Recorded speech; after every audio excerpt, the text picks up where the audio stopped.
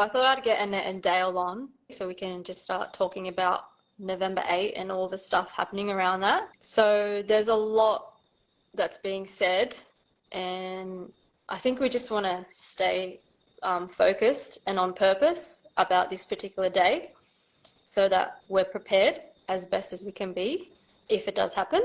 Better to be safe than sorry. So we just really want to ignore all the background noise and all the things that are being said. Obviously, there are some people who haven't really looked into it and have their own, I suppose, perceptions of the situation. But those who have looked into it, a lot of you in the Telegram group, you guys understand where we're coming from. And you guys don't think we're some random nut jobs just grabbing bits and pieces and creating a story. So I appreciate you guys. We've been working collaboratively, sharing all the stuff that we're seeing. It's pretty cool. Once you see it, you can't unsee it. It's pretty crazy. So if you're not in the Telegram group and you haven't watched Annette's SS13 to the most recent highlight, you won't really understand what we're saying and it'll all seem like mumbo jumbo for you. So I highly recommend that you guys jump on her White Pill account and start watching. It's not something you can get through in like 20 minutes. I've had people join the Telegram group and then they make a comment like, I went through the Instagram and it just seems a little bit far-fetched. And you can tell that they've not even, like, you can't go through it in 20 minutes. I can tell you've not looked at it properly. You need to look at it properly because the point here is Annette wants to show you. She doesn't want to make statements. She doesn't want to tell you. It's not a prediction as such. It's just showing you the symbolism. And once you can see it, like I said, you can't unsee it. One of the key things I really wanted to address today in this chat is I really want to emphasize the importance of sharing this prior to it happening. For me, the biggest thing is if we can predict it, then those who have already heard about it happening prior to it actually happening, we can take away that blame that they're going to have on a particular religious group, you know, like they did on 9/11. So that's my biggest objective here, and I think it's one of the most important things because I'm seeing a lot of anti-Islam stuff out there these days, especially on Sky News. I was following them on Facebook, but I had to unfollow because every single post those guys had was just like Hamas this, Hamas that, anti-Islam, and I'd read the comments and it's just so many people who are so brainwashed about, you know, Muslims being terrorists and this and that, and they're really priming people. So I think it's so important that we can spread this as far as we can because if it does happen, then it's like, well, if we can predict it, it means it wasn't terrorists. Do you know what I mean? Do you guys know what I'm trying to say? Yeah, because can you imagine, right, the less people that know, and if it does happen, and obviously they blame Muslim terrorists, can you imagine, they're already priming people, how much chaos there's going to be when all these primed up Muslim hating people, when they find out, you know, terrorists blew up their beautiful city. It's going to be chaotic. I don't think women wearing a hijab can walk out in the streets. Like, it's going to be really bad. So that's, for me, the most important part is spreading the word so that we can predict it. And so that way it's like, well, if they knew and they're not Muslim terrorists, then it must not be the terrorists because we decoded the media, mainstream media. So yeah, unless we're decoding Hamas's media, which we're not. Unless Hamas like controls Hollywood, all the media, all the governments, the Vatican, the royal family, you know, then it's not Hamas, is it? It's not the Islamic terrorists, is it? And the thing is that if they come out and say, oh, the army wasn't prepared because we couldn't detect it. They even preempted that when they did that press release, and then they put out an article saying it will probably, if there's going to be a terrorist attack, it will be hard to detect in advance. They even said that. Can you believe that? And yet thousands of people have seen, thousands of people online are chattering about an incredibly overwhelming amount of non-stop symbolism that is just, you can't even relax and just scroll through your phone anymore. You can't, because all you see is the symbolism, and it's 8/11, all the little things that point to the symbolism of 8/11. And it's like, you can't even relax. And how are they going to say, oh, we didn't know, we couldn't detect it, the army wasn't prepared? Like, are you serious? There's thousands and thousands of people online chattering about this, and they didn't pick up on it. They didn't pick up on the fact that, like, there was chatter about it. It's just not, it's not going to fly. Yeah. And I think that's why 2024, because a lot of people are like, why do you think it's going to happen this year? Is it going to be next year, the year after, whatever? Okay, first of all, the symbolism is saying this year. And secondly, look how heated things are in the Middle East. We're in boiling point at the moment. It's the perfect time for them to orchestrate something like this. It's right now. That's why I think if it's going to happen, it'll be this year. It'll be very soon. So, And if you've been watching, if you've been paying attention, like I have for like 2 months, we've been seeing the symbolism just escalating and escalating so fast. Like, this is exactly what I suspected we would see if it was 2024. I mean, it's every like third news article now. It's just, I can't even relax on my phone anymore. And I'm only posting a fraction of what I see, because there's a lot that needs context, because it's like references that need context, or it's more subtle, and people that are new probably will think it's a reach, you know? So I post like a fraction of what I see, just a fraction. And yet that amount of symbolism is convincing thousands of people. So many people feel so convicted about it because they've seen too much. And once you've seen that much, to continue ignoring it, you would mean suspending your intelligence. You would really need to suspend your intelligence to deny. It's like, how many times are you going to call it a coincidence? 9/11 had so much foreshadowing, and yet it was nothing compared to how much foreshadowing there is now. There's nothing. This is like 100 times more than 9/11. So how can we deny it? When I look at things like that, I don't look at the symbolism as much as I look at like logistics stuff that I learned from Olo. But I've been saying for the past year that the ultimate plan was a culture war, and like how they tip it off with a culture war, and the culture war is going to be between Islam and Christianity, or the Jewish angle as well as Christian Zionism, and that's what it's all going to center around the US, and it's all going to center around what happens in Israel. So like, I think it'll be a retaliation to Israel going too far. That's where I'm looking at it, and even just what they're talking about in US politics and stuff like that, and the southern border. It's like it's been prepped for 20 years. I don't know if you remember, they built a mosque in Bendigo, or they were going to build a mosque in Bendigo. It was about 10 years ago. It was just amped up in the media crazy, and they had this United Patriot Front group who was like these right-wingers, kind of pro-Israel. And then they had left-wingers, and they would bust them into town. They're having all these riots and stuff, and they were doing mass counter-terrorism drills then. So that's what I look for, the counter-terrorism drills. And I haven't seen any until you posted that one today in Sydney, because that's the first thing to look for. And that's when they'll actually film a lot of the footage when and if something goes live. But as for a date, I mean, I'm never specific. I'm never certain on anything.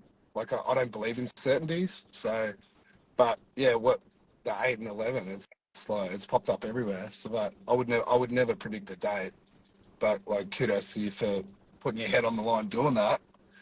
It's just obvious, Dale. It's not a prediction. It's just not suspending your intelligence. They're telling us over and over again, November 8th. It can't be any other day. Yeah, and the other part of it is too, with the stuff that Ola's been able to show and being able to stop major incidents from occurring, it scrambles everything. It scrambles all future plans. So, and he was able to get specific dates on certain ones. I'm just saying, yeah, I don't know. Someone actually said to me, they're like, oh, It's algorithms. What you're seeing is the algorithms. As in to say that because we're looking at certain things and talking about certain things, it's showing us only those things. But you've got to understand the symbolism that we're looking at is like 100 years back, and we're literally researching and digging up stuff from the archives. Do you know what I mean? It's not algorithms, trust me. And it's new news that's coming out that Yeah. all these new stuff, like all these artists and their album labels and their music names and the shirts they're wearing. It's nothing to do with algorithms at all. But obviously this individual didn't look at the info and made an assumption. So this is my issues. People are making a lot of assumptions. Please go look into the information first before you make a comment. Please don't comment on something that you have not looked into. It's straight ignorance and arrogance to me.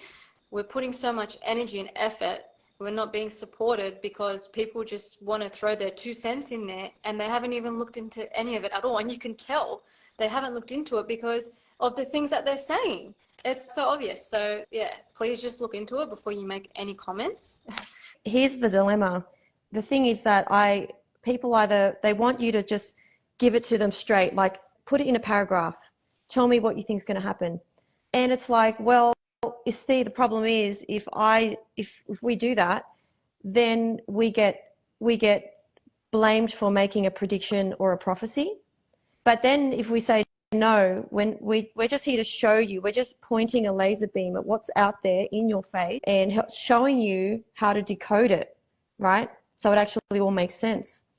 And so it's going to take time, right? Because it means you got to sit down, you have to spend hours literally looking at the circumstantial evidence, if you want to call it that.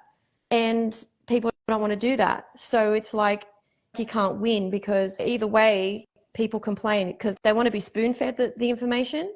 Or if you do that, then you get accused of predicting and creating false prophecy and all this stuff. So it's like, What do you yeah, it's a say to tough one. people that say that it's like fear mongering, Annette? Because that's like being the response. What do you say to that? Well, I'm pretty sure that the victims of 9/11 would have appreciated a heads up from people who claim to have known, because there are people who claim to have known. You know that?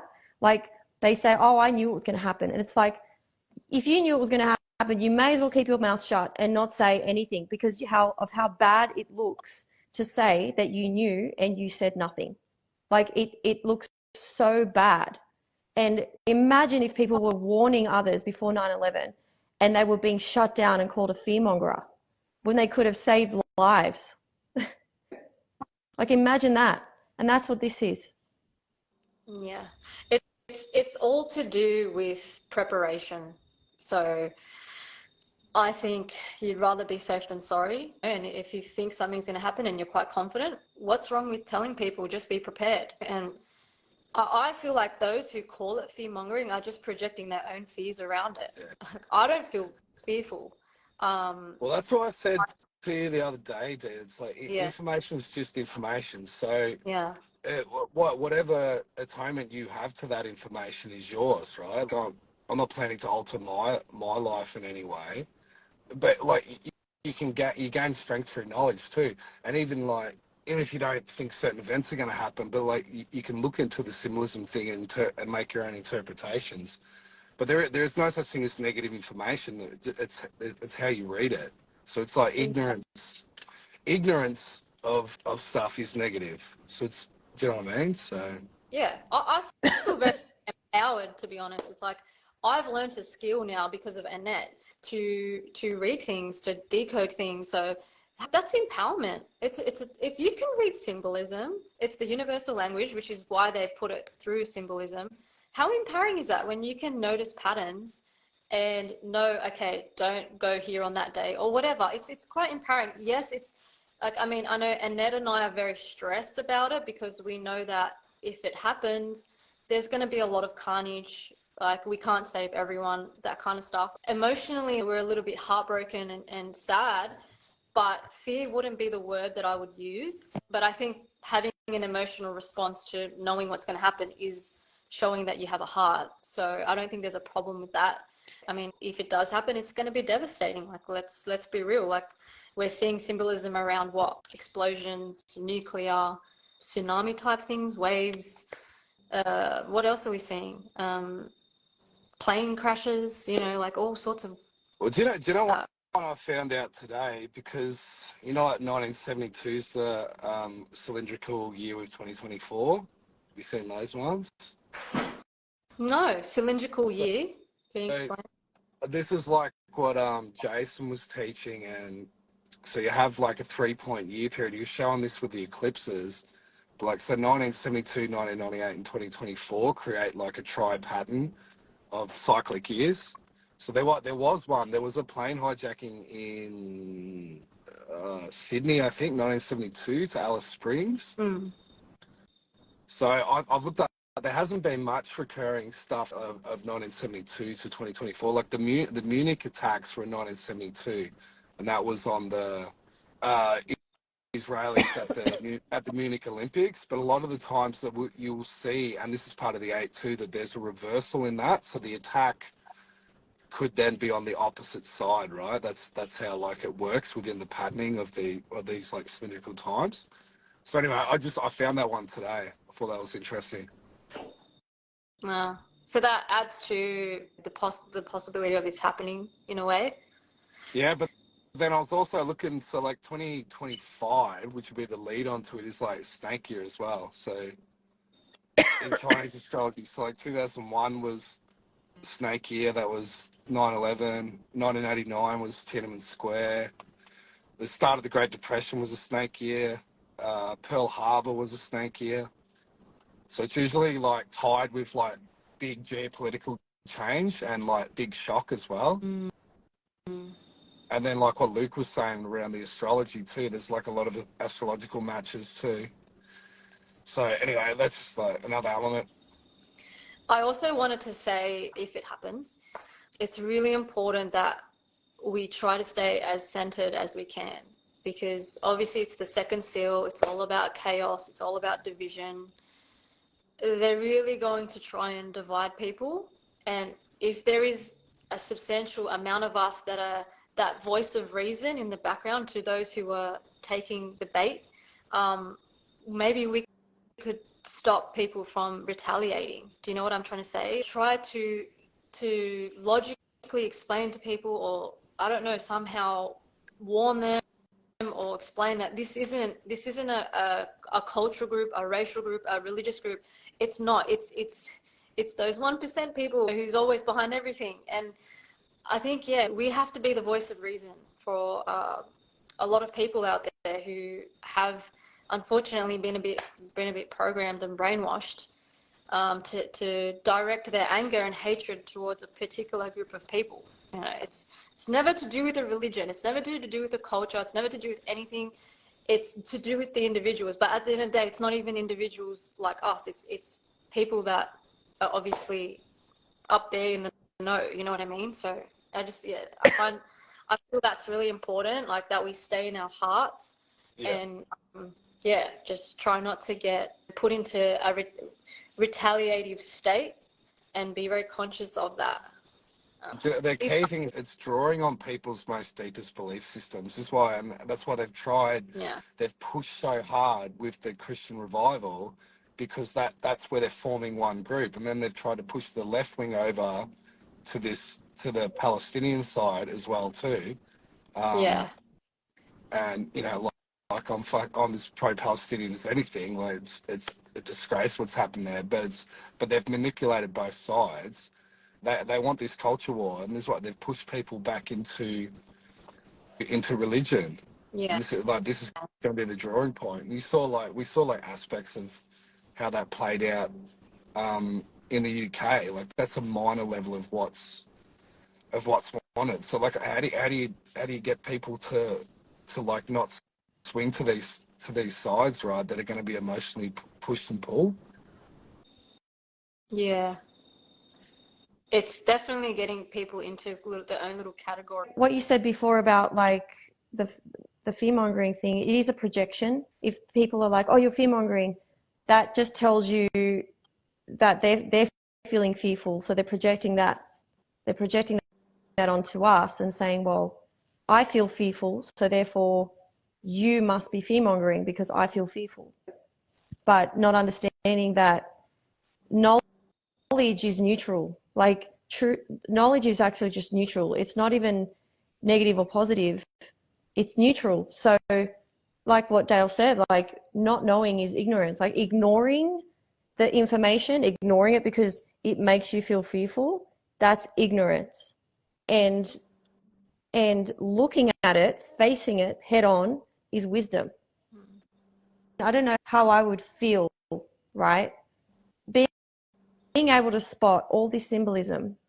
Let's say I decided to retreat from because remember, like, what I was already teaching people symbolism before I even clocked onto this. And it's like I didn't even know, like I had no idea it was building up to this. It was, and when I discovered this, I just kept doing what I was already doing. I was teaching people how to read symbolism. And then when I realized what was happening, I thought, oh my gosh. And it was a really, really difficult time because my heart, even I wasn't fearful, but my heart was breaking more than it's ever broken in my life. Like, I thought I was going to die from heartbreak because I could see this.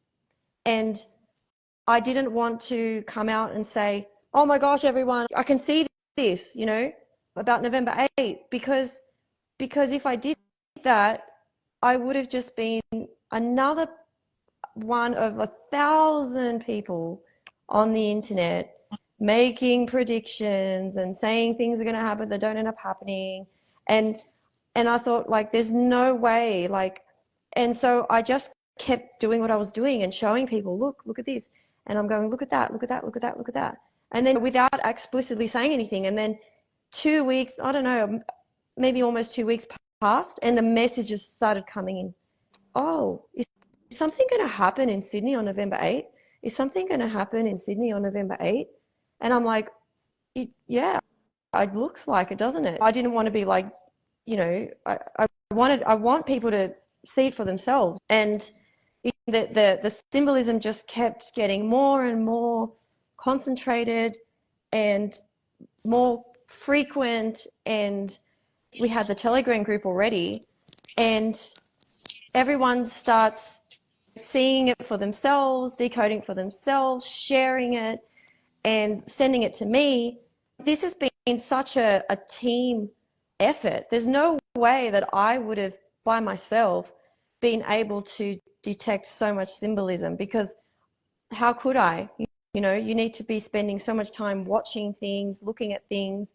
And this is really a collective effort. This is totally, you know, a team thing that we did by bringing it all together into one place where you can look at it all back to back. I also do want to say, because there's like a really large positive element to this, Annette. And obviously it's quite intense knowing what may happen.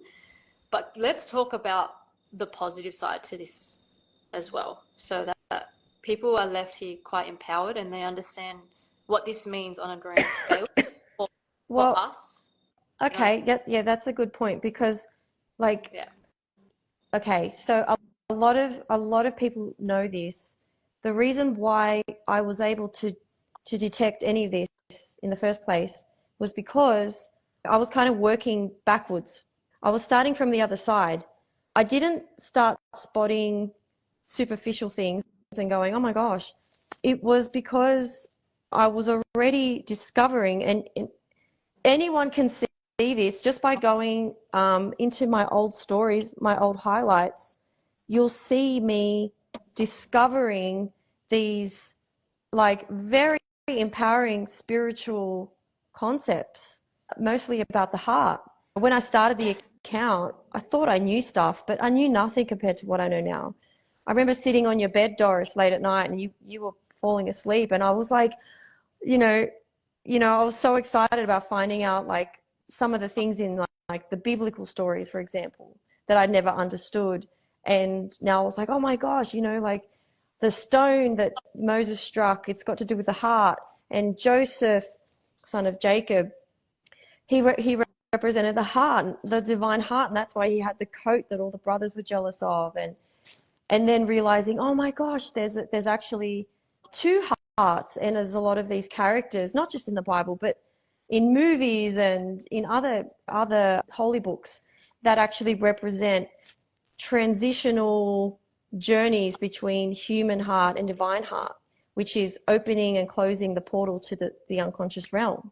And it was so exciting. Like it was such an exciting, and you can go back and you can see me making these discoveries and being so excited about them. And so had I not made those discoveries, I would never have clocked onto this stuff. So I remember seeing The Crown and going, whoa, like, and you and I went there, Doris, and we were walking around the buildings, and I'm like, what is this building? What is this? I know it's very unique, like what it represents, but I couldn't put my finger on what it was because I was still figuring it all out. And so essentially what it's all about is, which still blows my mind, but like what it's all about at the end of the day, it's about the inner alchemy, the alchemical process of, some people call it the sacred secretion, some people call it the transmutation of lead to gold, you know, inner alchemy. It involves the philosopher's stone, all that kind of stuff. So it's basically like the soul becoming fully activated and being in its fullness, because we all have a soul, but the spirit is the gift. And I made this mistake in an earlier video where I said the soul was the gift. I'm pretty sure that the spirit is actually the gift, because the spirit is what you receive when your heart is purified. And that's what Wi-Fi represents, because it's in the ether. It's getting stronger now, and it's getting thicker and thicker in the ether because the phoenix is rising. And that's why we're seeing the aurora lights, you know, spreading wider and becoming more, you know, incredible. And so the heart is the antenna that opens up and brings the spirit in. And the spirit and the soul together, when once united, there's so much power in that. And that's demonstrated in the Matrix, right? When Neo dies, Trinity brings him back to life. She's the divine heart. He's in the human heart. I mean, the building is called Heart of the City. And that's why Agent Smith is in there, because it's got multiple portals, esoterically speaking. And so Agent Smith is coming in from the unconscious realm. He kills Neo. So that's really the ego death. So that death, that physical death, is really representing the ego death. And then Trinity tells him she loves him, or in her words, and then that brings him back to life. And then once he's alive, she says, now get up. And so that's because he needs to now go from the heart. She's unlocked the soul, because he's stuck in the solar plexus. He's trapped in the solar plexus. She's now unlocked the heart. He can rise, and she says, get up, because he's got to get to the next chakra. And that's this one. That's the throat. Now, if they can't trap us here at the heart, right, they trap us there. So they trap us here by keeping us in the lower energy centers, right, so that we leave that portal open. And so they do that, you know, I mean, look at like mainstream culture. It's not virtuous. It's not wholesome, right? So if you can get into your heart, the next step is trap you here. Now, how they do that is with all these, you know, they make you scared about speaking out. They make you scared, like, oh, if you, you know, look at what happened to that whistleblower. Look what happened to that guy that was exposing that cancer cure over there. Or, you know, he was making a documentary about that guy that was curing AIDS. Or it's all an illusion, guys. Like, this has to open up. Otherwise, it's like this, it just gets trapped here. And once you have unlocked the heart and you're in your divine heart, your higher heart, and you close that portal to the unconscious realm, the spirit can now come in. It can bring wisdom in. And now you have to get it past this. You have to, because otherwise you'll feel like you're going to explode, you know? And this whole fear-mongering thing just has to stop. Like, The irony of people saying that I'm fear mongering, I have no fear. It's such a projection. We shouldn't have fear, because this whole thing, like, if you would understand, right? If you understood the symbolism behind these rituals, you would know it's about us taking the high ground. That means that we are more powerful than them, right?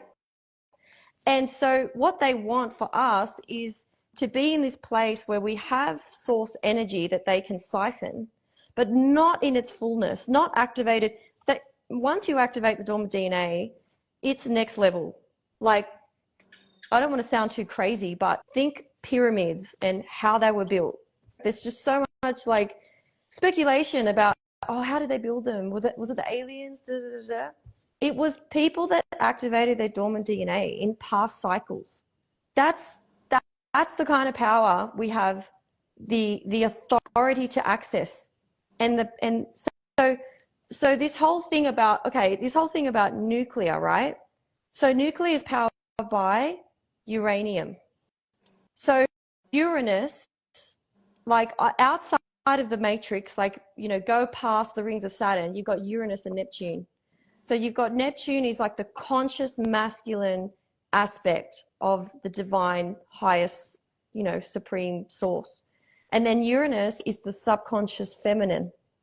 So that you could say that's the highest octave of the soul and the highest octave of the spirit. So think of it like the spirit is ultimately Uranus energy coming through the human heart, coming through the earth heart, which is the macrocosm of the human heart, which is the black sun, right? Which is not a topic spoken about much because it's supposed to be a big secret. And so the rays of the black sun are the aurora lights. And that's why we're seeing so much in the media about Ray. Like, anyone who's got a name that like ends with Ray, or there's just so many media, ray gun, and and you usually see it combined with the word break, pierce, stab, punch, attack, split, all that kind of stuff, right? Because it's the human heart. When you see the word ray, it could be R-A-E, it could be R-E-A, but pronounced ray, right? And so that's the rays of the Earth's heart, and that's Uranus. So the green lights, the northern lights, that's Uranus coming through the human heart. And so that's the spirit energy. And so that's the uranium. And when you got uranium and you put a UV light on it, you see the bright green color. And that's why we're seeing the bright green color. Suddenly this color, which has a code, the code is like what, 8 ace? 8 ace something. Well, Prince Charles, when he did the opening, did you see what he presented? Oh, the hourglass? Yeah, Oh yeah, yeah, hourglass. yeah. And the hourglass is an 8, and that's like and it started at the top and it went to the bottom, right? I told you, like, that's like that split in the 8, because that's like they're showing, because the 8 is part of the mirrored reality as well. I was gonna send you that. I'm like, holy fuck, he brought out an hourglass. Oh, fat fingers. Yeah, come on. Yeah. But yeah. Do you know Prince Charles? I didn't even know this till the other day. Do you know he was there was assassination attempt in Australia in Sydney in '94? Oh, Do you know that? was the train one? No, Nah, it was just in public. And the guy didn't have rounds. It was like a fake gun, but he came out and they tackled the guy and all that. I You didn't know seen it? about that one. Yeah, I didn't know either. It came up randomly. Yeah. But There was, yeah. I thought it was interesting. The other one that blew me mind too, and that was because you were saying like Pluto's like the feet. Mm. Because I was always like talking about all this shoe symbolism and stuff, and I was looking at I'm like, well, fucking, that makes so much sense that if Pluto's the unconscious and the feet, because that's the whole point of the shoe symbolism. It is the unconscious. That's why they're doing the shoe. Mm. it's tapping into the So yeah, if you look up mainstream, like what part of the body does the feet rep, it won't say Pluto, right? This what you've got this whole other way of Okay, structuring the numbers of the the planets. thing is this: once you can decode symbolism, like once you have the discernment, which is the discernment comes, it comes through the heart. Okay, so the heart's the key. This is where it comes. It doesn't go from here to here. Remember with the gene keys, right? Gene key 1 and gene key 2, they're supposed to be the other way around. There was like a mistake because it starts with the divine masculine and then that's 2 is the divine feminine. But the divine feminine unlocks the divine masculine, right? So the heart unlocks this. You can't do it the other way around. So, and this is what I mean about going back to the uranium, right? Uranium is the Uranus energy comes in here, rises up as long as you can get past the throat. Now, here is where the nuclear explosion happens. It happens in the thalamus. So if you go and have a look at what, pineal gland, not the pineal, the thalamus. Yeah. So the thalamus, it will unlock a portal because to get through to Neptune, right, you have to go through Uranus. Like the feminine is the key to the masculine. Like the divine feminine is the key to the divine masculine. And so that's where the nuclear explosion happens. And so that's Jupiter. So it's Venus, Mars, Jupiter. And so if you have a look at what they're saying about Jupiter right now online, that NASA is saying, and they keep putting it out, like the algorithm just keeps pushing it out, like that it's the storm, right, or the egg, right, or the eye on Jupiter is like doing this swelling thing. They described it like a sandwich that's just being filled too much, you know? And so that's ultimately like, that's super exciting. Like if you can read symbolism and you see an article like that, that's kind of like one of the most exciting things you can read because they know, like, I don't know how it works. I don't know how they know, but they know everything. And they're telling us, you know, we're getting closer to that time in the cycle when that nuclear explosion in the thalamus, in the thalamus, is able to take place. And it's just the most exciting thing ever. Like once you wake up and realize the power that we have the potential to access through the heart, you can't, like, it's hard to feel fearful anymore because you realize, oh my gosh, we have been groomed to fear them so much. We have been groomed for so long to it's just an illusion. Like this whole fear thing is just an illusion. We have so much authority to power, and if we could just all wake up and realize that, then we could shine a light so wide on the darkness that we could expose all their sinister murder plots and whatever so much, because they can't actually carry them out without all the foreshadowing, right? Because of universal law. They have to foreshadow everything. So if we could realize, okay, well, if they foreshadow everything, then we just need the discernment to understand the language. That is the key to that is the heart. And so once we can read it, then we can expose them, and then they can't get away with their plans. Like it's really, really not that difficult to understand this.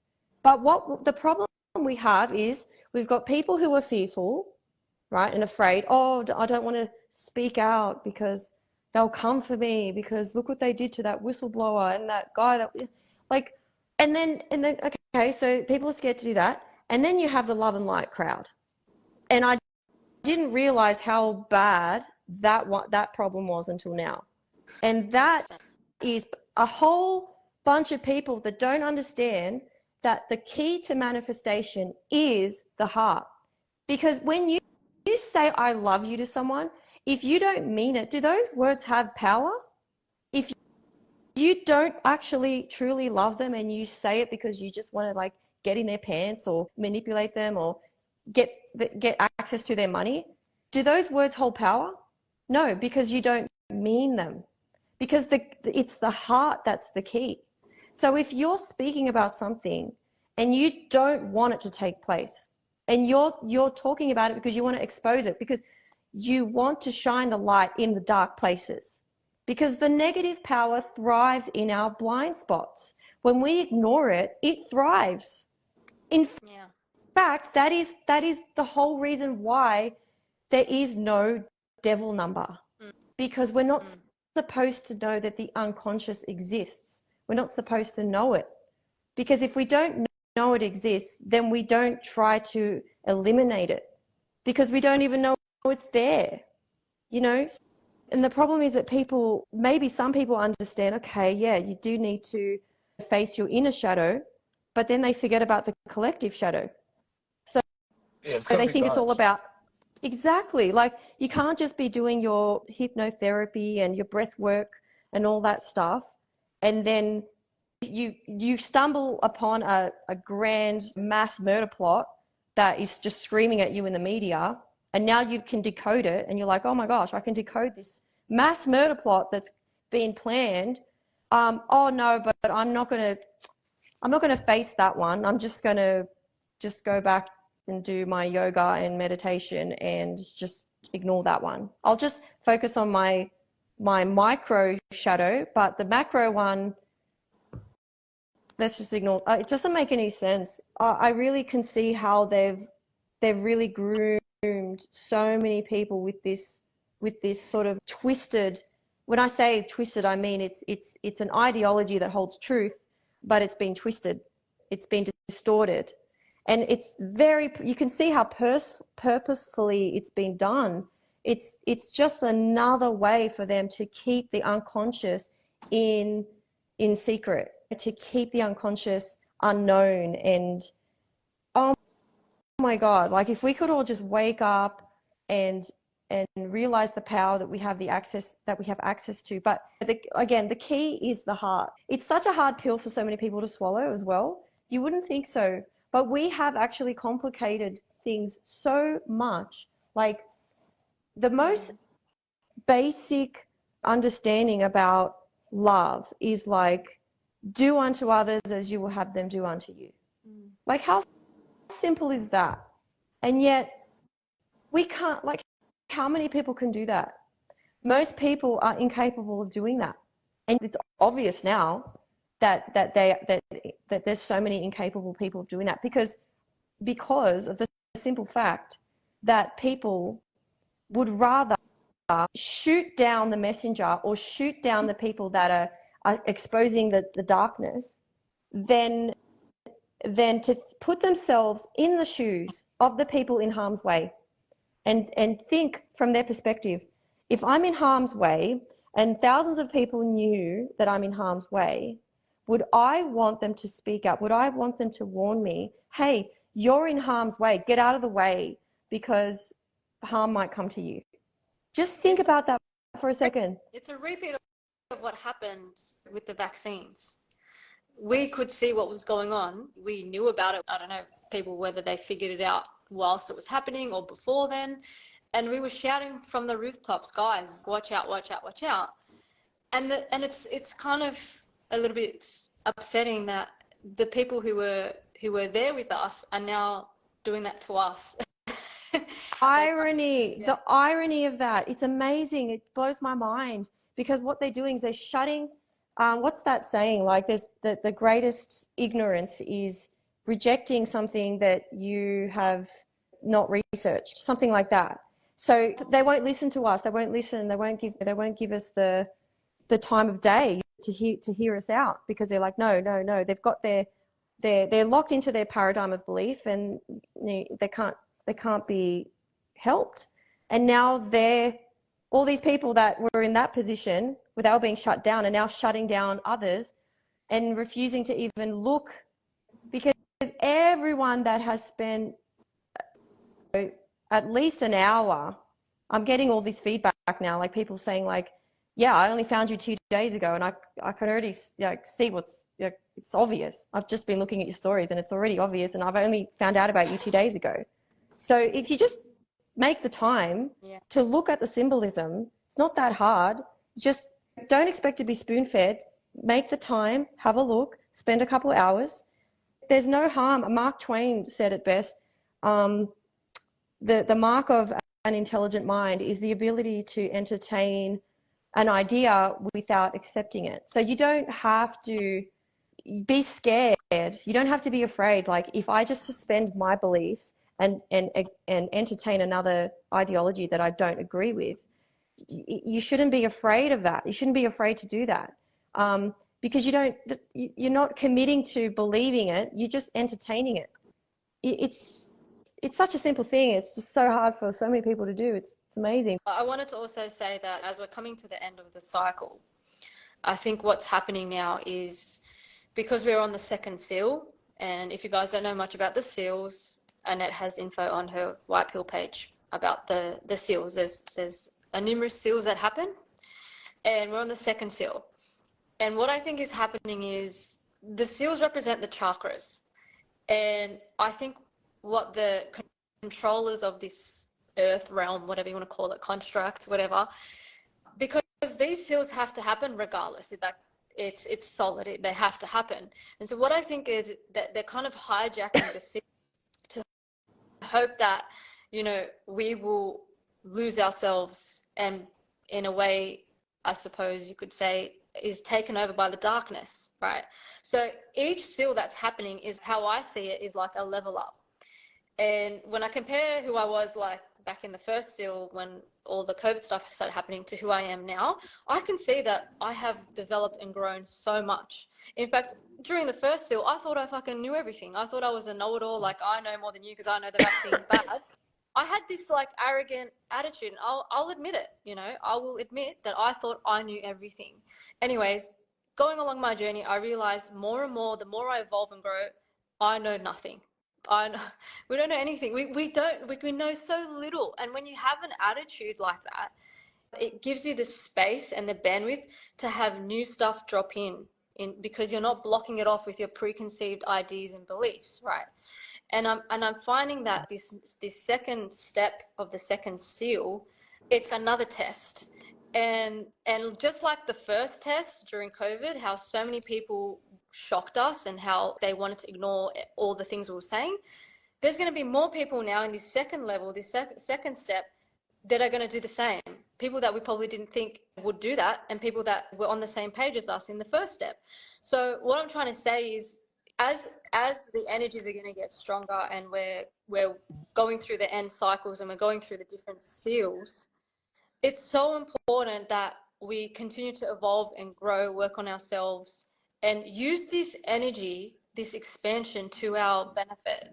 Because as me and Annette spoke in our podcast, the last one, it's in the end of the cycles where people start to activate their dormant DNA, and they start to have capabilities, as we see in those kind of like shows that they're putting out there with like superheroes and stuff. So if you want to get to that point at the end of this cycle, if you want to be one of those people, you can't be rigid in your beliefs and your thoughts. You can't be having hatred in your heart. Like, you have to let yourself evolve. You have to open your heart, connect to your throat, speak up. With knowledge comes responsibility. If information is given to you and trusted to you, and it just doesn't get past this point, you're not going to get any more information because you're not doing anything with it. Like, this is what I think anyway. This is what I believe. And I just think that we have to face our insecurities, our doubts, keep doing the inner work too. Because if you can do that and keep growing during these end cycles and the different seals that are happening, what we can become and unlock will be amazing. Like, we'll be able to probably heal people. We won't need all these technologies and stuff. The technologies and the AI are literally replacing what our own capabilities can be. And the more we rely on that shit, the more we don't use our own capabilities. So it's actually really exciting times. But for us to grow, there needs to be catalysts. There needs to be some heavy things that have to happen to challenge us and put pressure on us. So Well, go on. Yeah, I'm sorry. finished. No, No, I'm done. I just want to add something. Like when it comes to what you just said about we have to suffer, we have to hit rock bottom and stuff. In my opinion, I really believe that we are given so much opportunity to grow, that opportunity that we reject because we live in this realm of duality. And so there is so much suffering. Like there's no shortage of suffering in this world. There is just no shortage of it. Like even the most beautiful part of this world, which is like nature, even nature is cruel. Even nature has suffering. Like there's so much suffering in this world, and we've managed to somehow distract ourselves so much from the suffering that we then have to suffer ourselves so much in order to have that ego death. But it's not actually like necessary. Like we can empathize with the suffering of others. And like if you go out there into the world and you face the collective shadow of the world and you go, like I can't tell you the amount of times people have said to me, I couldn't do what you do with animal rescue. I couldn't do what you do because it is so heartbreaking.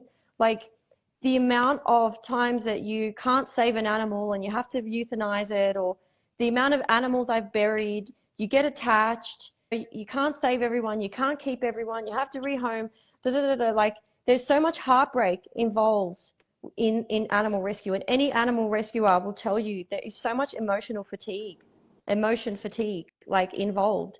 And the thing is that when you do that kind of work, it doesn't have to be animals. It could be going to a third world country and working in refugee camps or whatever. And you're there and you're facing it. And I feel like so many of these love and light people, they could not hold that energy. Like if you sent them into a scenario like that, they couldn't hold that energy because they're so used to ignoring the shadow, ignoring the darkness, and distracting themselves with like yoga and meditation and drum circles. And I just can't, I'm just going to call it out because I'm so over it. And the thing is that if you can just go and empathize with the suffering, right? The suffering, face the shadow, look at it, feel it, process it, then why do you have to hit rock bottom if you're able to absorb the suffering of others and feel it and, you know, and do your part to bring light? Just like in that film Shawshank Redemption, it's a masterpiece. There's so much to be learned from that film. He's bringing light into the prison. Like even if it's just a little bit, even if it's just something, that the best thing he can do is like sort of convince a guard to give out some cigarettes or beer. I can't remember. It's been so long. Like just to make a nice little moment, you know, an enjoyable moment that where people feel like they're free again. It's something that we really have that opportunity all the time. There's so many opportunities staring at us in the face. And if we can't, and this is the thing, like we shouldn't have to suffer. We shouldn't have to need these massive mass murder plots, these false flag, you know, things that where the masses of people die and suffer. We shouldn't need that. We shouldn't need to be at that point where we need that. We've got the opportunity to go through the ego death and to bring the light into the darkness. Mel Gibson, he knew exactly what he was doing when he made Passion of the Christ. Like he knows the deepest layer of understanding of that story. And when Jesus is on the cross and he died, and that's the wounded soul. And it's that death is the ego death. And when he dies, he cuts to a shot of the devil in hell screaming, going, ah! And that's because the devil is following Jesus all the way down to Golgotha, and you see him following, looking, because he's waiting for Jesus to become resentful towards the people that are causing him harm, that are making him suffer. That film puts so much emphasis on the suffering. I'll never forget when I went to watch it with my mom, like 20 years ago or whatever. My poor mother in the cinema, she was just totally traumatized. Like she didn't know it was going to be so much like emphasis on, and so gory and so like slow motion shots of him being pierced, and oh, it's so gory. And it's only now that I understand why he did that, because that whole time the devil is waiting for Jesus to basically resent and feel hatred, like towards those that are causing him suffering, right? And so the two thieves on the cross next to him, one is the human heart, one is the divine heart. And so the human heart is unrepentant and the divine heart is repentant. So even though the other thief, and he's suffering, and he's been harmed, and he's been pierced to the cross as well, he's decided to make room in his heart for repentance, right? And the other one, he couldn't do that. And so the crow comes, and the crow is so incredibly symbolic. I've brought it up so many times, of the black sun, which is the heart that has the portal open to the unconscious realm. And here's where I'm leading with this. We have to be careful that, and we're already doing it, like in the Truther community, there's so much like resentment and hatred towards the elites, and like there's a lot of people like to indulge in complaining about what the controllers are doing, and all the muggles that are like complying, and how they're just making it worse for everyone, and all that kind of stuff. And now I feel like we're starting to see a lot of people, truthers who have big followings, and we're starting to like, a lot of my followers are starting to see some of them are actually looking like they're controlled opposition, right? Now that they're able to see this symbolism and decode the symbolism on this deep level, it's becoming quite obvious that certain people that are, I don't know if the word is pretending or unconsciously pretending or whatever it is, to be leaders in the freedom movement, it's becoming a bit clear that then, there's something else going on. And we have to be careful not to sort of like lash out at them and be like, you're controlled opposition, and start to feel like all these negative feelings about them. Because as crazy as this sounds, and I know this is going to sound crazy, I do think a lot of them are not even consciously aware of what they're doing. And when you can understand how the subconscious and the unconscious, how much control it has over us. So when we look at the sun and we get sunburnt, and we can feel the sun's rays on us, we feel its warmth, we welcome it when spring's coming. The whole photosynthesis process, it gives life. We enjoy it, we feel it. It's a very conscious energy, whereas the moon is very subconscious, and we don't think that it has an effect on us like the sun does, but it actually affects us even more. The subconscious affects us even more than the conscious. I recommend anyone who wants to like think or go deeper on this subject, go and have a look at the 3rd season of Stranger Things, because that goes so deep, like so incredibly deep into this topic of like the subconscious and the control that it has over us. And there's a character called Billy, and he has no redeeming qualities. The only thing good about this guy is that he's good looking. And I imagine that they made him like a really good looking guy with bedroom eyes, because why else would anyone be interested in looking at him? Because he's not even a dualistic character. He's just pure unconscious. He doesn't even have good qualities at all. And so this guy, he's so unlikable, so extremely unlikable. But right at the end, anyway, sorry for the spoiler, but this is just way too important than worrying about spoilers. Spoiler. Right at the end, right at the end, he's offering 11, her name's 11, the lead character, as a sacrifice to the monster.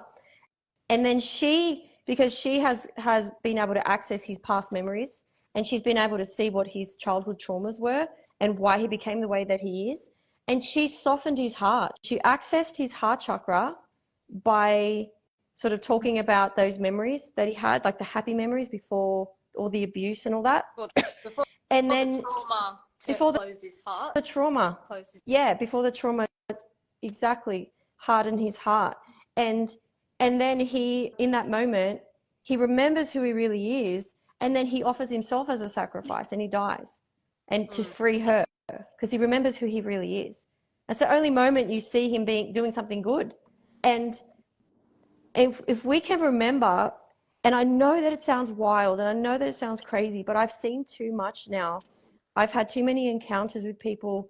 I've seen too much symbolism to think otherwise. There are so many people who are controlled subconsciously, and just like Jesus says on the cross, forgive them for they know not what they do. That's exactly how it is. There's so many people that what they need is they need their heart chakra activated so that portal can close, the portal to the unconscious. And once that portal to the unconscious closes up, they remember who they are.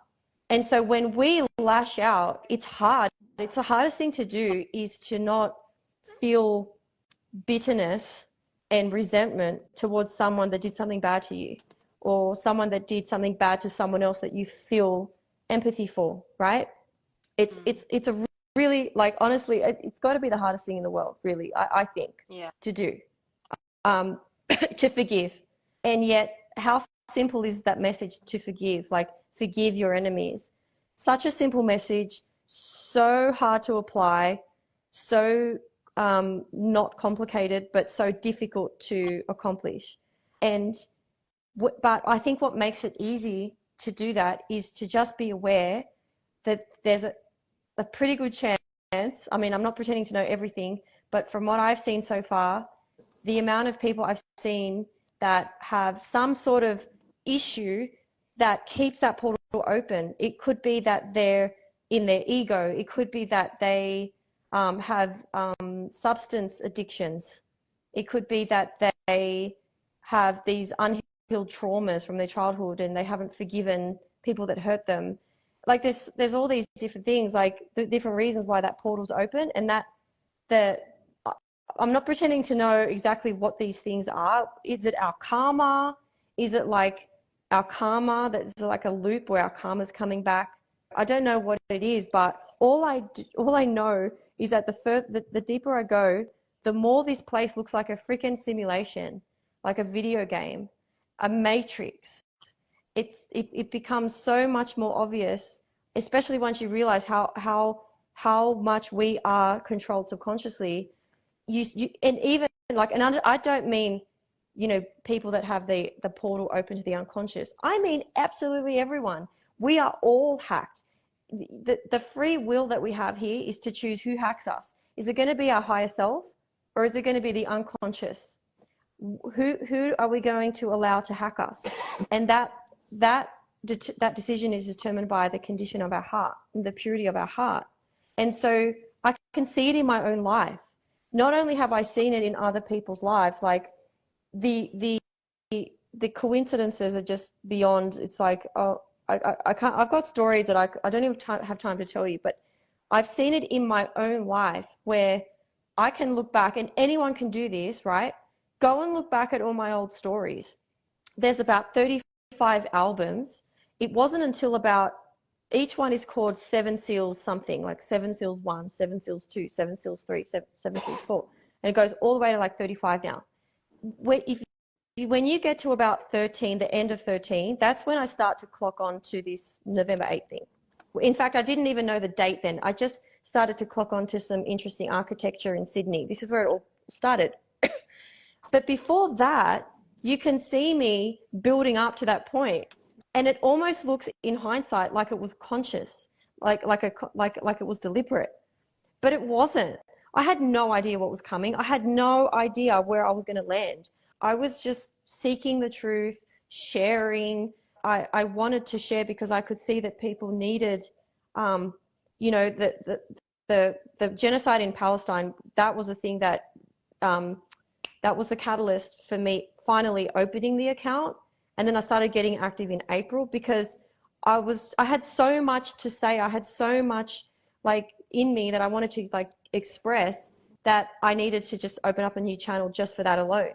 And then, yeah, you can see me making all these discoveries. that were absolutely critical to make in order to even begin to detect November 8.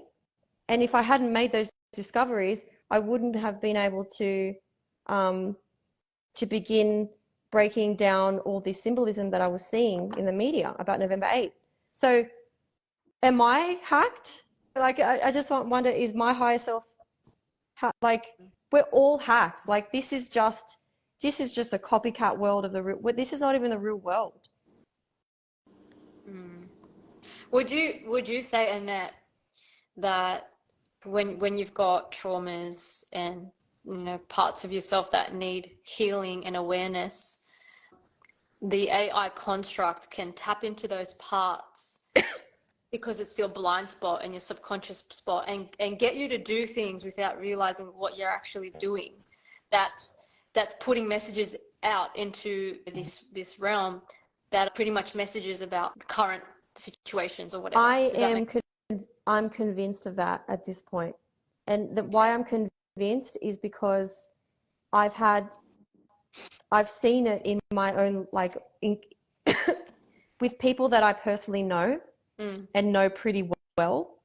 And I've seen them once I could detect, for example, I had a friend who I was very, very close with. And this friend, I'm just going to be vague about this so that no one knows who I'm talking about. This friend made created a creative project, right? And that project ended up winning a really prestigious award, and being nominated anyway for a really prestigious award. And if I told you what the award was, every single person listening would know exactly what they would recognize it. And years later, when I'm now starting to decode stuff, I go and revisit this project that this person made that won this was nominated for this really prestigious award. And it was so saturated with symbolism, there's just no way in the world that this could have been a coincidence, right? The amount of symbolism in there was unbelievable. And in fact, I cried when I saw it that time, because I actually saw it for the masterpiece that it was. I was like, this is actually a masterpiece. The way that the symbolism is so seamlessly intertwined with the story. It seems, because sometimes symbolism is really not that seamless. Like, for example, that scene in the Umbrella Academy when he goes, oh, there's a stain on the floor that looks like the shape of Australia. What the hell? Like, that wasn't seamless at all. In fact, the stain looked exactly like a map of Australia. It was ridiculous. But most of the time it's better. Most of the time they do a better job at inserting the symbolism, so it's so seamless and it works. It's almost like it's its own art form. It really is its own art form. And I saw all this, and I confronted this person, and I said, like, I wanted to do it in person because I wanted to look at their face, and I wanted to see if they were lying or not, because I knew this person really, really well. And I'm like, so what's the go with all the symbolism, And they're like, what do you mean? I'm like, why did you make this creative choice and that creative choice and that creative choice? And that person honestly was not lying to me when they said that. I could see, I know that person so well. They weren't lying. And this isn't the first time, but they told me that they didn't know what I was talking about. And I was like, wow. And it's not the first time this has happened. Now, I told you about this too, because there's a thing called, they do, like spontaneous inventions. Have you heard of this? No. So it's like, there's multiple cases of people where there'll be like 20 people that'll invent the exact same thing at the exact same day, at the exact same time. And they call them spontaneous scripts as well. And one of my mates did this, and he wrote the exact same script as another movie without knowing that movie had even came out to the detail. Wow. Do you know what I mean? Wow. But that's what I'm saying, because everyone thinks with like music and stuff and it does happen, that there's like a cultist going through everything, every single lyric, backward masking it, adding all the symbol. Like, there's a degree of that happening, but there's something far more intricate that the person is just a conduit without them even knowing they're a conduit. But that's what I think. Like, if that's the case, the more they're tuned into that, it's like, that's actually the question are they a collective conduit, which means they're not expressing any soul expression themselves. It's just a collective program that's coming through that's going to show in the symbolism, or It's is it the individual? But both will show the symbolism too, because it's the same story. It's the same expression with different subtleties. Do you know what I'm saying? yeah, Yeah. it's the most fascinating topic to me. But that's what, My, because Paul McCartney used to say, like with his songs. I mean, there's more to it, more to him than that. But him and John, all their songs were coming in dreams, right? And if you listen to the Beatles songs are fucking mastery, like they're absolute symbolic mastery. And but they just pick these up right through dreams. yeah.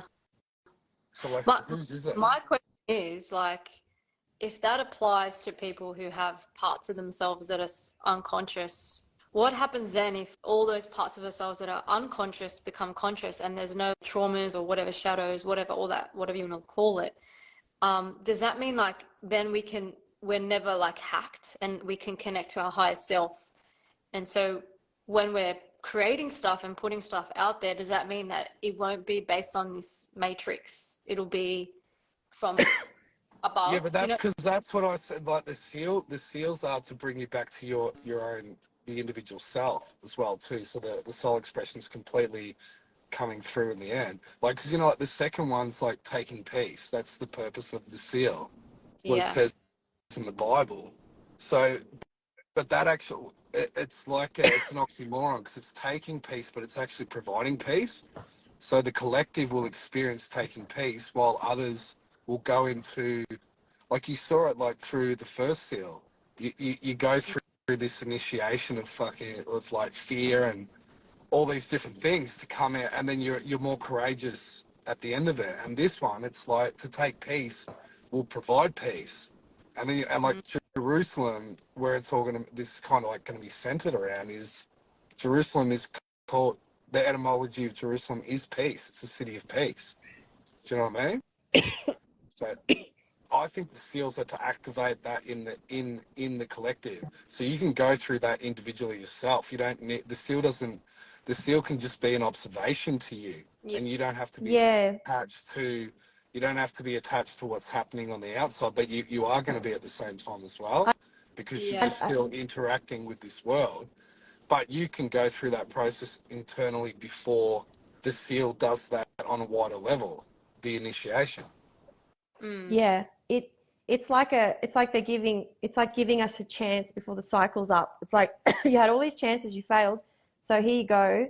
Here's a big one, and let's see how you go. You know, because like how many people are still caught up in the matrix, just like in their hearts desires are the things that are transient and fleeting, the things that are superficial, the external beauty, material possessions, fame, power, riches, like all these things. And we had all these opportunities to rid our hearts of all these false idols, you can say. And it's like so many people still failed to do that, even though they've been presented with so much opportunity. And it's like, maybe the seals are like, okay, well, here's your chance. Here's your chance we're giving you like one big final chance before the end of the cycle to get your shit together so that you can have a chance to like move up to the next realm. Because like I said before, we're in 7-11, which is the energy, like the source energy that's like the parent. Your parents are your parents. They're still the same as people they were when you were a kid, when you were a baby. They're still the same people, but the way that they treated you was differently because you were lawless. You were lawless. You were a child. You needed laws. You needed rules. You needed restrictions. You needed discipline, and otherwise you probably wouldn't even make it into adulthood. You probably die because your parents would just let you walk across the road whenever you like and you get hit by a car, So it's like that Saturn is that energy that is restricting us from having the full range of powers. And then of course it's there's the dualistic, there's a lower octave of Saturn, which is dualistic. And so the unconscious comes through it. So then there's also all the deception and all that kind of stuff. The half-truths, we're kind of withheld the full truth. And I know a lot of people like to think, no, I was born into the perfect religion that has the whole truth. Or I made a decision to follow this religion that has the whole truth, so I'm on the right page. And everyone thinks that they've got the truth, right? But truthfully, every kind of ideology is mixed, is dualistic. And we shouldn't be afraid to admit it, and we shouldn't be offended to hear it, and we shouldn't be upset to face that reality. It's the way that this matrix has been designed. It would be unfair if you were just born into the perfect religion, worshipping the perfect God, having the perfect holy book that's perfect. You know, it would be unfair for some people. Sorry? That gave you all the answers. Yeah, you just got spoon-fed all the answers. Like, why come here then? You know, you there's no point in coming here if that's what's going to happen. So in the Jesus story, he comes and he's theologically and ideologically on par with the Pharisees, right? Not the Romans, not the Gentiles, but the Pharisees. And yet the Pharisees see him as a massive threat. They see him as a huge threat. So everyone kind of sees him as a threat, but no one more than the Pharisees, even though ideologically he's on the more or less the same page as them ideologically. And that's because Jesus represents like the way out of the matrix, the way out. It's like, follow me to get out, because the law is for the lawless. So the Pharisees were obsessed with the law. And Jesus would say to them, but you're so obsessed with all these like rituals and all these things, but then what about the simple stuff? What about the like going out to be compassionate towards the people and doing good things? Like, but they were stuck on the law. It was like their hearts were closed. And so so Jesus represents the way out for those who are ready to leave. Some people are not ready to leave and they got to stay, unfortunately, because they're not ready. They're still obsessed with the law. Like they want to remain under the law, and because they're lawless, they need the law because their hearts are so closed that they don't have the natural ability to know the difference between what's right and wrong. Like self-accountability, they don't really have that. They need to be told what to do, what's right, what's wrong. Yeah. They can't regulate their own common sense in being a good human or whatever. That's right. Like, how many people will justify something by saying, but it's not against the law, but it's our culture.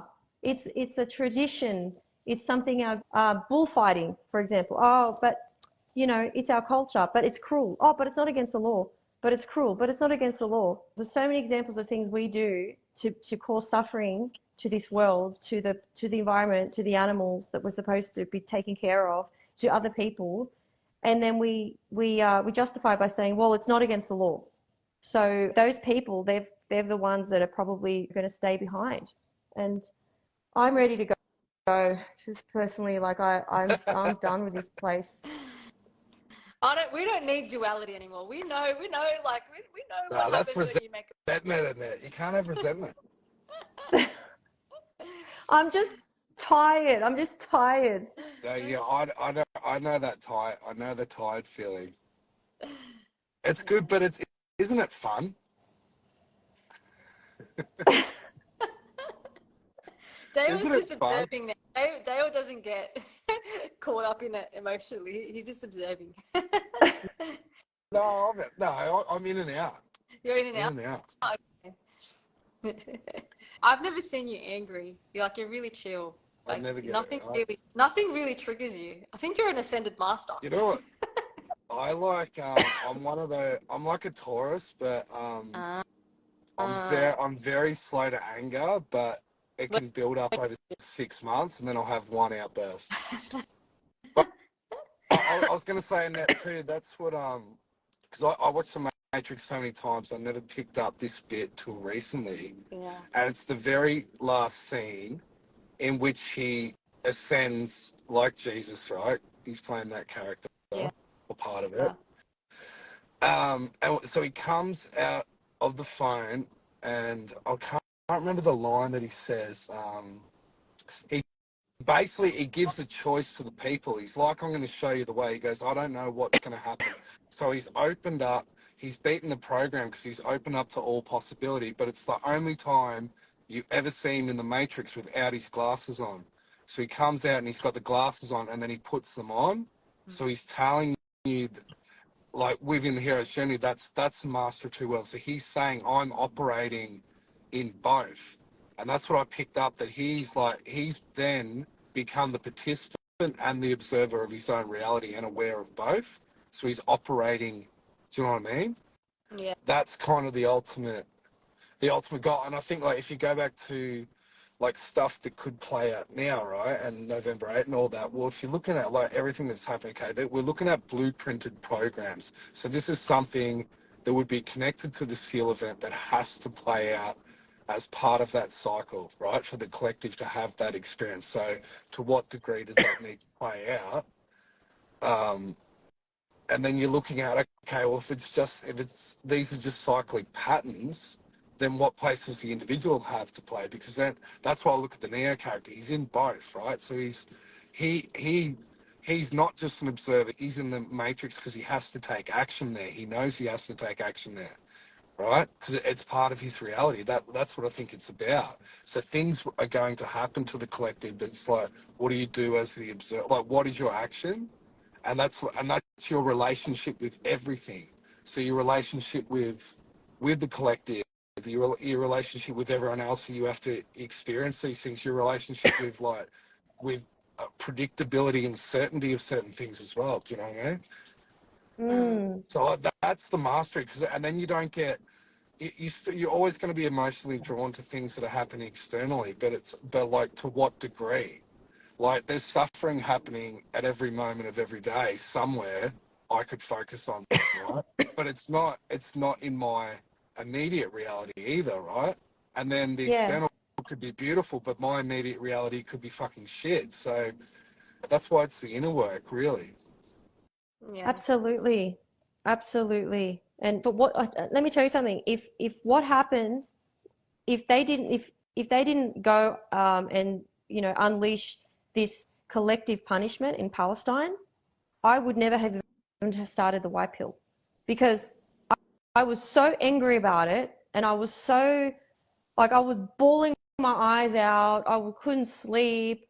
I was like totally devastated at all the footage that was coming in from Gaza. And then on top of that, having these ignorant people that are supposed to be truth seekers saying, oh no, it's just AI. It's just AI. Totally, like, denying their suffering.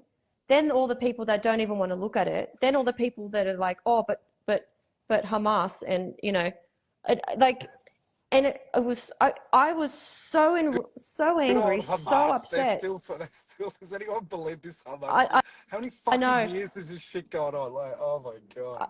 I know. And then like, pretty much that drove me. That was like a propeller that gave me this will to do something, to move, to like take action, to do something. For years I was like, one day I'll open up an account and I'll focus on all the spiritual stuff. But right now I'm really busy with the animals, and I need to just focus on them because I don't really have time for anything else and all that kind of stuff. But that gave me the push. It gave me this massive push, like, do something. Like, I can't just cry about this. I can't just feel helpless about this. I need to feel like I have some sort of control, like I can do something. And then that was like the thing. And so with all the suffering, like, it doesn't even have to be ours. It can be us empathizing with the suffering of others. But what that does is it pushes us into the next dark night of the soul. And then we have another ego death in that dark night of the soul, another ego death. And then we bring the light, just like in Shawshank Redemption, he brings the light into the prison. And so you bring the light. Jesus brought the light into hell, right? Because he got to hell was that whole journey from all the way to Golgotha, to the crucifix, and then being nailed to the cross and all that stuff. that was hell. That was the hell that he experienced. And he brought light into it by forgiving those who were doing those acts of violence to him. So that's exactly what we need to do. Every time we go through a dark night of the soul, we need to bring the light into the darkness, shine the light into the darkness, and not harbor bitterness and resentment towards those who are causing all the pain. Try to focus on those who are feeling the pain, and just put your focus on trying to bring light into their world and trying to help them, trying to reduce their suffering. When you can focus on that, it even heals your own shit. It even heals your own stuff that someone might have to go and get therapy for, go to a hypnotherapist, and you don't need to, because you're healing it by healing others. You actually get something out of it. So it's actually really beneficial for yourself. And yeah, we need to turn our wounds into wisdom. We've all got wounds. We can all do it. The other thing as well we need to be mindful of is the whole wounded healer thing, is where you focus on one thing, but you're escaping your own healing. Do you know what I mean? Yeah, I've done it before. I've done it many times myself. That's why. Yeah. That's why I'm pretty quiet on the Palestinian thing, because I was that outraged guy about Palestine for 10 years and no one gave a fuck. And then now it's like, well, you got to know your intention for doing everything. Yeah. Right? And where you can be best used, and not everyone's not the same either. And you know, like you shouldn't have a go at others for like what they want to put their passion and drive into, but a lot of the time it does come from wounds. Like even you'll see it in crisis and stuff too. That some people, they love to be that savior person, right? But it's I saw it in my old job heaps. I think it comes from I think it's in the difference is the intention. Yeah, absolutely. Because a lot of narcissists, for example, they love to be the hero because it keeps, you know, they've got their own reasons for being the hero. Do you know what I mean? It's really the intention. But if you're our fail mechanism as like a human is our empathy too. Like that's our most incredible thing. That's used against us all the time. Is our ability to empathize with others, and then you can see how they're triggering everything like within the Middle East, because like if you can't have empathy for that, you're a psychopath, right? Yeah, because the heart is dualistic. So you can be so deceived through the heart until you close that portal. Yeah. It's so easy to be emotionally manipulated through the heart. Anyway, it's been nice to chat anyway. Thanks, Dale. And, thanks, Dale. Yeah, I just want to say, regardless of what anyone says or whatever, like I've got mad respect for both yous. Thanks, and Dale. Yeah, you're doing good things, so likewise. Appreciate you both. Thank you. We appreciate you too. Yeah. All right. See ya. Bye-bye. Bye. Bye-bye. Yeah. We'll wrap it up. I think I don't know how we still have 260 people on here. You guys are doing well. You're stuck through. But I'm sure we'll do more. But Yeah. I do want to just quickly touch on like a bit of preparation as well, just for the November 8th, what people should be doing. And we do have on the Telegram group a section for preparation, and there's like all sorts of things in there, things to stock up on, where to go, what to do. People are like connecting with each other. I think community is going to be a really important thing with this event. We need to work together, help each other out, not fight over toilet paper. I mean, I know you guys will be the last ones to do that. It's mainly the other people who aren't watching. But I think the community thing is so key, because things and skills that I have, others won't have, and we can come together. And, you know, you can't supply yourself with everything. We're all just going to have bits and bobs. So, if we can all kind of connect and work together. Look, the key is on the 7th of November, that evening, if you are within 40 kilometers of Sydney CBD, would you say, Annette? 40 kilometers? Maybe more? I'd say maybe. Yeah, I'd say that maybe.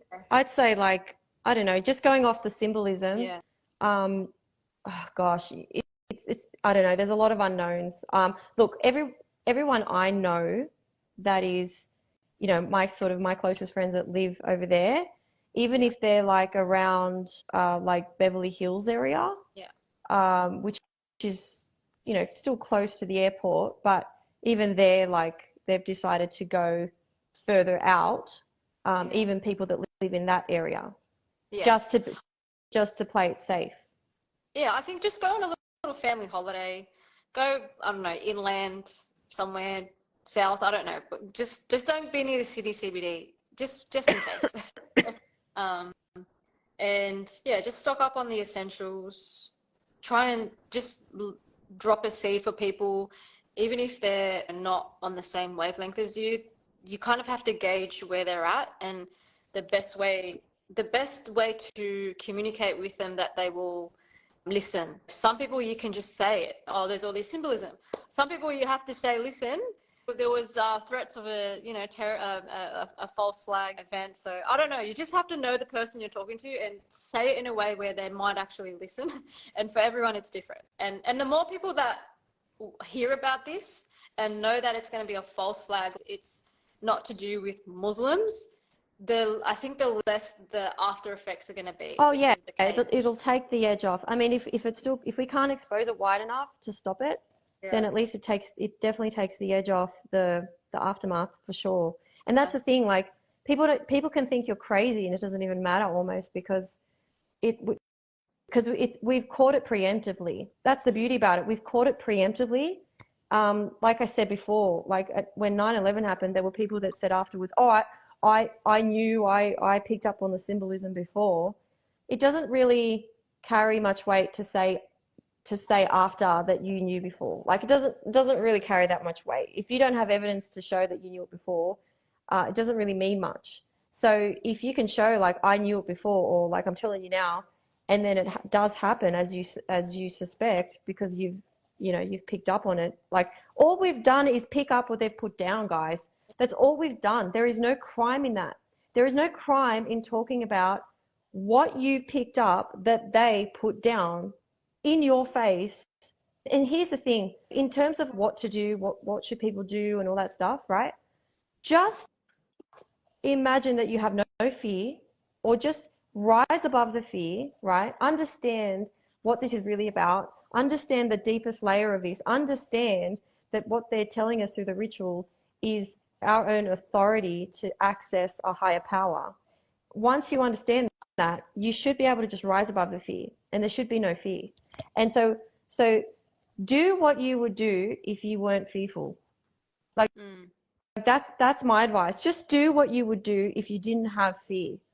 Yeah. And of course, be wise. Of course, be wise and be prepared, and all that stuff.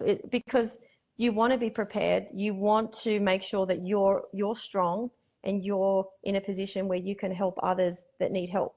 That's super important. I would definitely not want to be in a position where I need someone else's help, and I want to make sure I'm good, I'm sorted, I've got the things I need. And there's some beautiful people in the group that are thinking ahead, like they're like, okay, cool, let's get ourselves sorted, and then if there's people that need help, if there's people out there that need shelter or they've lost their home or something, how can we facilitate them? How can we make sure we've got what we need for them as well? I can't believe how beautiful some of the people are in our group, like that they're thinking about these things. They're not just thinking about themselves. They're already thinking like, okay, cool, sort myself out and get everything, like foam mattresses, blow up mattresses, blankets, cushions, extra food, ready to take care of anyone that might need our help. So beautiful. It is really beautiful. There's amazing people out there, and we're meeting them through the group. So I'm really grateful for that. And those who are asking about the Telegram link, I have a highlights reel, like the first one there. It's black. If you watch that, eventually you'll get to the Telegram link. And even on Annette's White Pill page, she has posted it several times in her highlights and stuff. And look, all we ask in that group is that before you ask questions, try and look through the information as much as you can before asking questions, because a lot has to be shown. It can't be just told. And yeah, just keep open mind, keep an open heart. We're not there to argue with people who don't believe it or think it's like we're nut jobs or anything like that. People like that get removed straight away. So just respect that, respect each other. It's been working really well. Like we've not had any dramas, which is good. But yeah, just a heads up. If you're looking to join and ruffle a few feathers, you won't last long. We probably will do more. Hey, and we'll jump on a few more times. Yeah, Keep the we momentum. should. We should. Yeah. Yeah, I think it's good, like morale. It's Yeah. like yeah. I don't know if you guys Yeah. feel that way, but yeah. Okay.